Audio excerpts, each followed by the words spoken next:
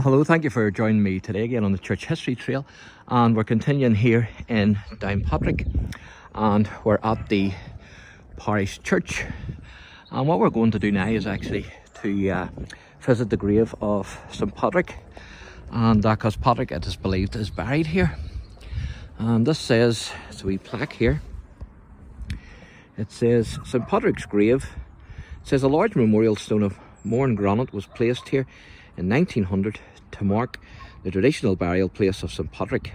The stone was quarried at Slieve na Largy near Castlewellan, and it took 12 men 14 days to cut from the quarry. And so there you are.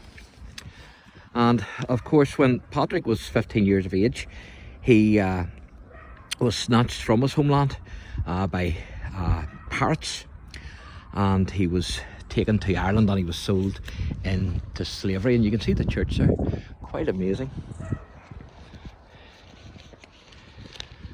And there's a wee sign here, so we're on the right track.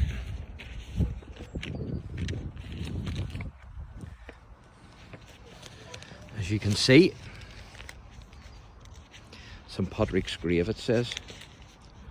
And so we're definitely on the right track.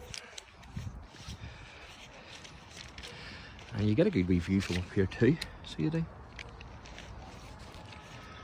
And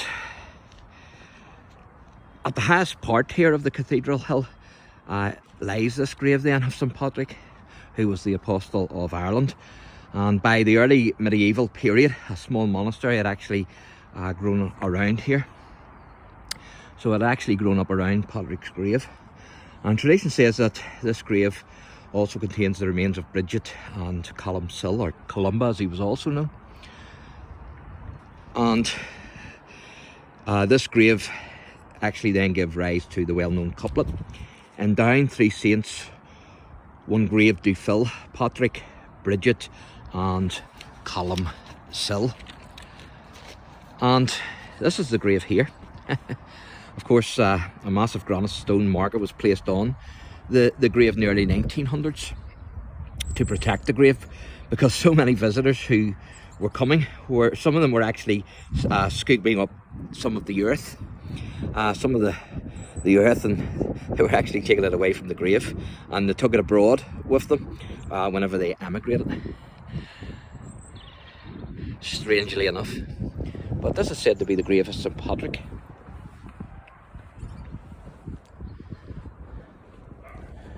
And I'll just read the wee inscription, I tell you. It says, St Patrick was born in Britain. At 16 he was captured and taken to Ireland, where he was sold into slavery. He escaped to France, but one night in a dream he heard the voice of the Irish calling him back.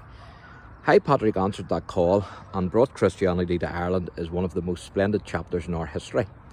According to tradition, the remains of St Patrick, with those of St Bridget and St Columba, who is also known as Columcille, were reinterred on this site by John de Courcy in the 12th century, thus fulfilling the prophecy that the three saints would be buried in the same place.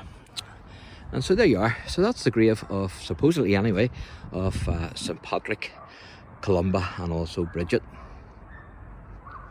And again, you can see a good view of the church here, the cathedral, Down Cathedral.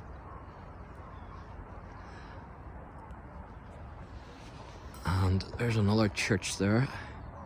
I'm not too sure what that church there is, to be honest. But you get a good wee view here of Downpatrick, or at least some of it anyway. So there you go. Thanks for joining me today again on the Church History Trail. And if you enjoy the channel, please like and subscribe. God bless.